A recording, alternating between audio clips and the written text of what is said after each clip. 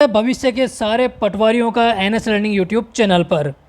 तो आज हम देखने वाले हैं इस क्लास में बहुत ही इम्पोर्टेंट राजस्थान और इंडिया से जुड़े हुए जीके के प्रश्न जो 2011 पटवार एग्ज़ाम में पूछे गए थे। तो जो भी पटवार एग्ज़ाम की तैयारी कर रहा है वैसे तो उनको पता ही होगा, लेकिन एक बार फिर से मैं बता दूं कि इंडिया और राजस्थान का जो जीके होगा उसका टोटल वेटेज होगा 45%।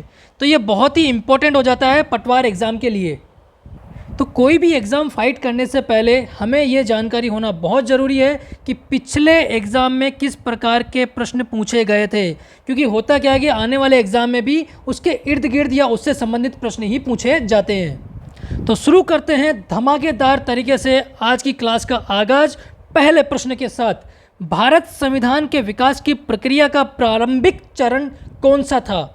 तो वो था रेगुलेटिंग एक्ट 1773। और इस एक्ट का जो मुख्य उद्देश्य था वो क्या था?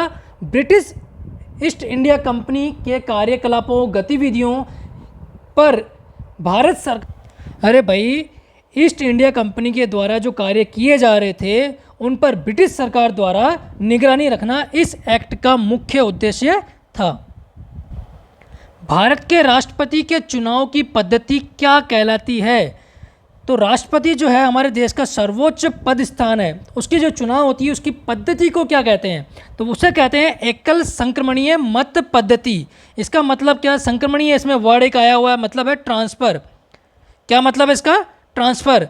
जब राष्ट्रपति का चुनाव किया जाता है तो उसमें जब मत किए जाते हैं, वोटिंग की जाती है, तो जिसका नंबर सबसे लास्ट में आता है उसके जो वोट्स होते हैं उनको ट्रांसफ़र कर दिया जाता है सेकंड प्रेफरेंस वालों को। सर्व शिक्षा अभियान में राज्य सरकार कुल व्यय का कितना प्रतिशत वहन करती है? तो वो करती है 15%। कितना? 15%। राजस्थान विधानसभा के अध्यक्ष कौन थे? तो ये हम बात कर रहे हैं 2011 पटवार एग्जाम में पूछे गए प्रश्नों की। तो उस वक्त कौन थे? श्री दीपेंद्र सिंह शेखावत। तो अगर अभी इस परीक्षा में पूछ लिया जाए 2021 वाले में तो आप यही करके आ जाए, बोले साहब ने तो ये बताया था, सर ने तो ये बताया था। ऐसा नहीं करना। अभी कौन है? सीपी जोशी, श्रीमान सीपी जोशी। राजस्थान सरकार ने स्वास्थ्य बीमा योजना कब लागू की गई? अब इस प्रश्न में क्या हुआ था कि जो ऑप्शन दिए गए थे ABCD, उसमें से कोई भी आंसर सही नहीं था, तो इस प्रश्न को बाद में डिलीट कर दिया गया था। अभी करंट में कौन सी स्वास्थ्य बीमा योजना चल रही है? तो वो है चिरंजीवी मुख्यमंत्री स्वास्थ्य बीमा योजना, जो 1 मई 2021 से राजस्थान में लागू की गई थी। केंद्रीय बजट 2011-12 के अनुसार व्यक्तिगत पर्सनल इनकम की जो छूट की सीमा थी वो कितनी थी? तो वो थी 1,80,000 रुपये। अगर करंट की हम बात करें तो वो कितनी है? 5 लाख।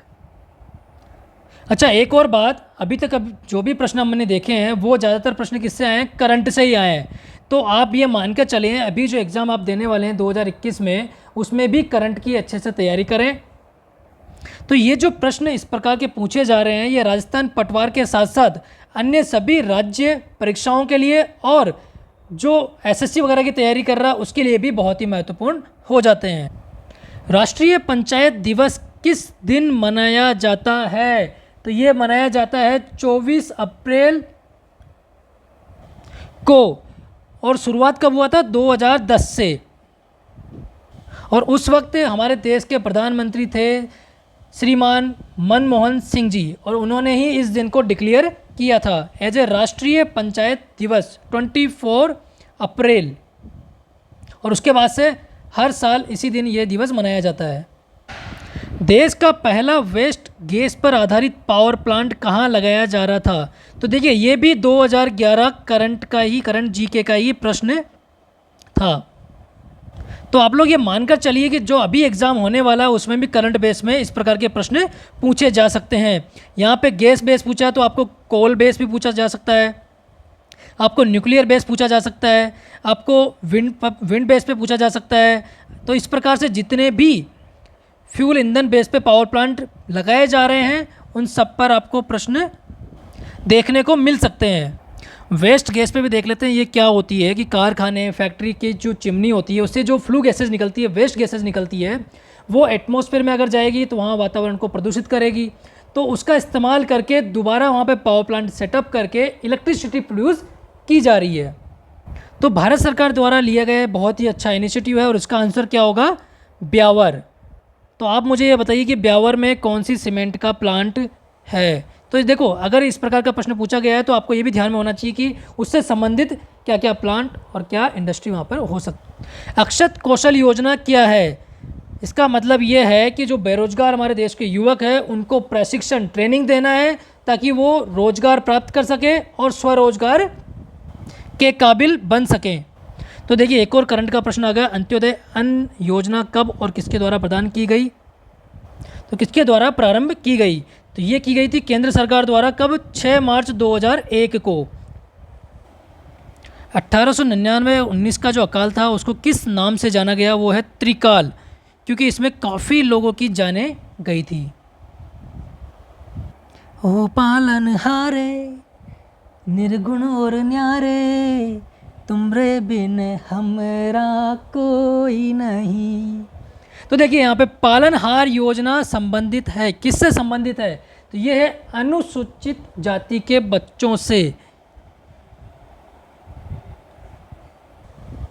समग्र आवास योजना के तहत राज्य के किस स्थान का चयन किया गया है? तो ये था दुद्दू, जयपुर। जयपुर के पास में पड़ता है दुद्दू। राज्य सरकार के किसी विभाग मतलब किसी डिपार्टमेंट, पर्टिकुलर डिपार्टमेंट का राजनीतिक प्रमुख कौन होता है? भैया, राज्यपाल तो होगा नहीं, मुख्यमंत्री भी नहीं होगा, मुख्य सचिव हो ही नहीं सकता है। कौन होगा? किसी भी डिपार्टमेंट का, पर्टिकुलर डिपार्टमेंट का राजनीतिक प्रमुख कौन होगा? वो होगा मंत्री। तो अगला प्रश्न है, राज्य सरकार के मुख्य सचिव की नियुक्ति कौन करता है? तो हमें ये पता होना चाहिए कि पहले तो मुख्य सचिव अभी करंट में कौन है? तो वो है निरंजन आर्य जी। निरंजन आर्य जी, ठीक है। और ये कौन है? अनुसूचित जाति से आने वाले प्रथम मुख्य सचिव। और निरंजन आर्य जी जो हैं वो 2022 जनवरी तक इसी पद पर, मुख्य सचिव के पद पर रहने वाले हैं। तो हमारा प्रश्न था कि राज्य सरकार के मुख्य सचिव की नियुक्ति कौन करता है? तो वो करते हैं मुख्यमंत्री। और अभी मुख्यमंत्री कौन है? श्रीमान अशोक गहलोत। राजस्थान सरकार, राज्य सरकार के सचिव किस सेवा से संबंधित होते हैं? तो वो होते हैं भारतीय प्रशासनिक सेवा। जिला स्तरीय प्रशासन का प्रधान कौन होता है? तो वो होता है जिलाधीश। कौन होगा भाई? जिलाधीश। कहाँ का? जिला स्तरीय प्रशासन का प्रधान या फिर जिला कलेक्टर। अगर तहसील की बात की जाए तो वहाँ पे कौन होगा? तहसीलदार। प्रशासनिक दृष्टि से जिले को विभाजित किया जाता है, यहाँ स्पेशली पूछा गया है प्रशासनिक दृष्टि से। तो जिलों को किस में विभाजित किया जाएगा? उपखंडों में। अगर बात की जाए यहाँ पे देश की, तो देश को किस में किया जाएगा? राज्यों में। और राज्यों की अगर बात की जाए तो जिलों में। और जिलों को हम देख ही चुके हैं उपखंडों में। अगला प्रश्न देखते हैं, उपखंड अधिकारी का निम्न में से कौन सा दायित्व नहीं है? यहाँ पे प्रश्न को अच्छे से पढ़ना जरूरी है। यहाँ पूछा गया है दायित्व नहीं है। तो चलिए ऑप्शन देख लेते हैं। उपखंड के कृषि उत्पादन का आकलन करना बिल्कुल कर सकता है उपखंड अधिकारी है, तो उसका काम यही है। सरकारी भूमि पर अतिक्रमण को रोकना, ये भी उसका कार्य बनेगा। भू राजस्व वसूली के संबंध में निर्देश प्रदान करना, बिल्कुल ये भी उसका कार्य है। अभी ऑप्शन 4 डी, जिला प्रशासन को दिशा निर्देश देना, तो ये उसका कार्य नहीं है। उसको प्रशासन से निर्देश मिलेगा कार्य के लिए, वो निर्देश नहीं दे सकता है। तो आपका आंसर क्या हो जाएगा? कि जिला प्रशासन को दिशा निर्देश देना। सरपंच के चुनाव में भाग लेते हैं कौन कौन व्यक्ति जो है सरपंच के चुनाव में भाग ले सकता है, मतलब वोट कर सकता है? तो वो होगा पंचायत क्षेत्र के पंजीकृत मतदाता। उस पर्टिकुलर पंचायत जो क्षेत्र है उसमें जिसके पास वोटर आईडी बन गया है, 18 साल से उम्र ज़्यादा हो गई है, रजिस्टर्ड हो चुका है उसका नाम, तो वो जितने भी वोटर्स होंगे वो क्या कर सकते हैं? वोट देने के हकदार होंगे। स्थानीय स्वशासन संविधान की किस सूची का विषय है? तो वो है राज्य सूची का। तो इससे संबंधित सूची, अनुसूची सभी आपको एग्जाम से पहले पढ़कर जाना है। अभी देखिए ये आ गया यूनिवर्सल प्रश्न कि राजस्थान के क्षेत्रफल की दृष्टि से सबसे बड़ा जिला कौन सा है। हर एक एग्जाम में इस प्रकार का प्रश्न तो टपक पड़ता है, चाहे जिला बड़ा हो छोटा हो। अभी कोऑपरेटिव का एग्जाम हुआ था उसमें भी आया था। तो कौन सा होना चाहिए भैया? जैसलमेर। राजस्थान में भूमि की उर्वरकता बढ़ाने के लिए कौन सी फसल उगाई जाती है? तो वो है उड़द। कौन सी? उड़द। माही कंचन जो है किस प्रकार की फसल की जो है किस्म है वो? तो वो है मक्का की। मक्का की एक प्रकार की किस्म होती है माही कंचन। राजस्थान के किस जिले में सर्वाधिक वर्षा होती है? तो ये सबको पता है होना चाहिए, झालावाड़। झालावाड़ में सबसे ज़्यादा वर्षा होती है। राजस्थान में मीठे पानी की सबसे बड़ी झील कौन सी है? तो ये है जय संबंध झील, जो कहाँ पर है? उदयपुर में। तो इससे संबंधित आप ये भी देख सकते हैं कि भाई खारे पानी की कहाँ पे है। राजस्थान की प्राचीन प्राकृतिक झील कौन सी है? तो कौन सी है भैया बताइए? पुष्कर। और पुष्कर कहाँ पे पड़ता है? अजमेर। तो चलिए अगला प्रश्न देखते हैं। राष्ट्रीय सरसों अनुसंधान केंद्र सेवर भरतपुर की स्थापना जो है कब हुई थी? तो वो हुई थी 20 अक्टूबर 1993। तो इस प्रकार का एक प्रश्न जरूर आपको एग्जाम में देखने को मिलेगा। जैसे इसमें डेट पूछ ली गई है तो आपको कहीं पे लोकेशन पूछ लिया जाएगा कि कहाँ पे हुई, तो भरतपुर में हुई। राजस्थान का लगभग कितना प्रतिशत भूभाग मरुस्थलीय क्षेत्र के अंतर्गत आता है? तो राजस्थान का जो है वो 50% से ज़्यादा ही आता है। कितना आता है भैया?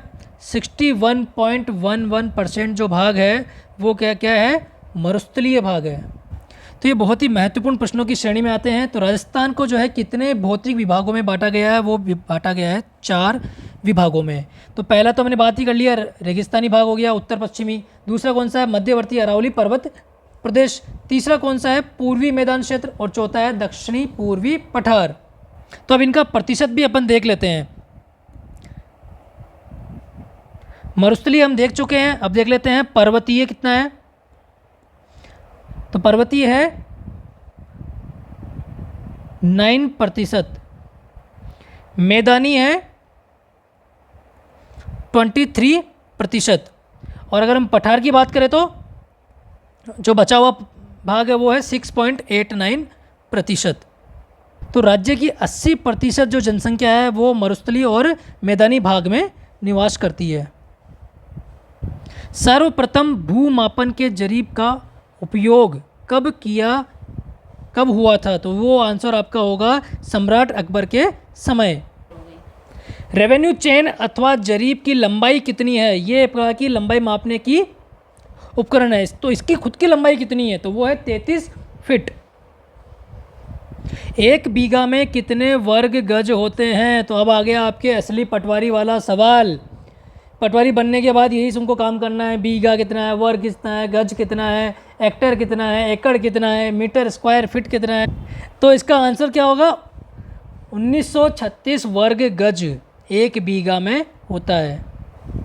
चलिए अगला प्रश्न देखते हैं। राजस्थानी बोलियों का सर्वप्रथम विवरणात्मक वर्णन किसने किया? तो किसने किया? सर जॉर्ज अब्राहम गियर्सन ने। अकबर के नवरत्नों में से राजस्थान के कौन से कवि थे? तो ये हमको पता होना चाहिए। कौन से थे भैया? अबुल फजल। अबुल फजल ने ही अकबरनामा भी लिखा था।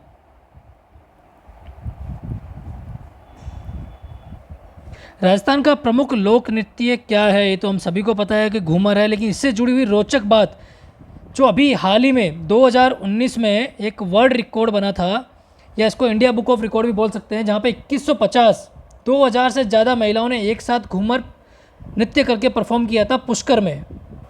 राजस्थान की सबसे प्राचीन खयात है। तो कौन सी खयात है? मुणौत नैनसिरी खयात। तो ये इसका सही आंसर होगा। ध्रुपद गायकी का जो आरंभ था वो किसके शासनकाल में शुरू हुआ था? तो वो हुआ था राजा मानसिंह तोमर के शासनकाल में। ध्रुपद की जो उत्पत्ति जो है वो सामवेद से मानी जाती है।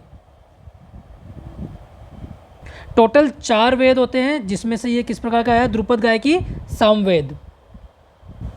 राजस्थान में लोक नाट्य की सबसे लोकप्रिय विद्या कौन सी है? तो वो है ख्याल।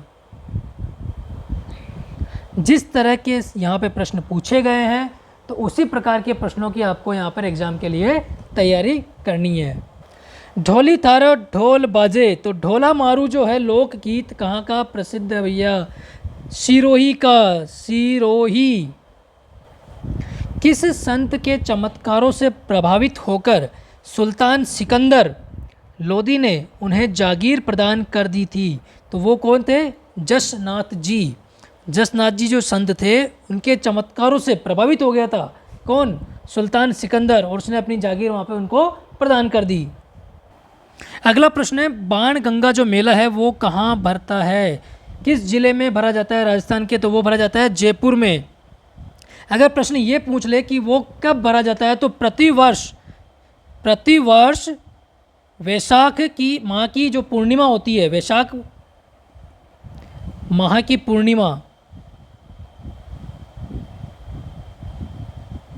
में भरा जाता है, अप्रैल और मई महीने के बीच में। अब इसकी एक मान्यता और है कि महाभारत काल में जब भीष्म पितामह जो सरसैया पर लेटे हुए थे, तो उनकी प्यास बुझाने के लिए अर्जुन ने जो एक बाण था, एक तीर था, पृथ्वी में मारा था और वहाँ से जलधारा उत्पन्न हुई थी। जो अगला प्रश्न जो है वो ग्रंथों से पूछा गया है। बाणी ठणी चित्रित ग्रंथ किसकी रचना है?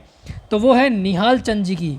निहाल चंद जी की रचना है। तो इस प्रकार के प्रश्न एग्जाम में पूछे जा सकते हैं। और भी, मेवाड़ की राजकुमारी कृष्णा कुमारी जिसके विवाह के कारण जयपुर और जोधपुर के मध्य क्या हो गया था? घमासान संघर्ष हो गया था, लड़ाई हो गई थी। तो वो किसकी पुत्री थी? जो राजकुमारी कृष्णा कुमारी है वो किसकी पुत्री थी, ऐसा प्रश्न में पूछा गया है। तो वो थी महाराणा भीम सिंह की पुत्री। अगला प्रश्न देखते हैं, टोंक मुस्लिम रियासत का संस्थापक कौन था? तो वो थे अमीर खां पिंडारी। प्रश्न यहाँ उल्टा भी पूछा जा सकता है कि अमीर खां पिंडारी जो हैं वो किस रियासत के संस्थापक थे? तो वो थे टोंक मुस्लिम रियासत के। पद्मिनी किसकी पुत्री थी? तो ये थी सिंहल द्वीप नरेश गंधर्व सेन की पुत्री। अब पद्मिनी, इसके ऊपर एक मूवी भी आई थी पद्मावत, जिसका काफ़ी विरोध हुआ था और काफ़ी वो चर्चा में भी रही थी। पद्मिनी के पति का नाम तो आपको पता ही होगा, राजा रतन सिंह। खाटू श्याम जी का जो मंदिर है वो कहाँ पर स्थित है? तो वो है खाटू सीकर जिले में, जो काफ़ी फेमस है। वहाँ पे खाटू श्याम जी का मेला भी लगता है, दूर दूर से लोग पैदल यात्री जाते हैं। 18वीं शताब्दी के मध्य में जाट वंश का किन रियासतों पर, कौन कौन सी वैसी रियासतें थी जिन पर उनका आधिपत्य था? तो वो था धौलपुर और भरतपुर। धौलपुर और भरतपुर ऐसी रियासतें थी जिन पर 18वीं शताब्दी के मध्य में भी जाट वंश का आधिपत्य था। बसंतगढ़ का शिलालेख किस वंश से संबंधित है? तो वो है चावड़ा। चेवड़ा नहीं है भैया, चेवड़ा तो खाने वाला होता है, यहाँ पे है चावड़ा। किस शासक ने चंदेरी के युद्ध को जेहाद घोषित कर दिया था और युद्धोपरांत राजपूतों के सिरों की मीनार बनाई थी? तो वो कौन शासक था? वो था बाबर। बाबर ने ऐसा किया था। अगर आप चैनल पर नए हैं तो आप YouTube के साथ साथ टेलीग्राम और व्हाट्सएप पे भी हमें ज्वाइन कर सकते हैं। Thank you.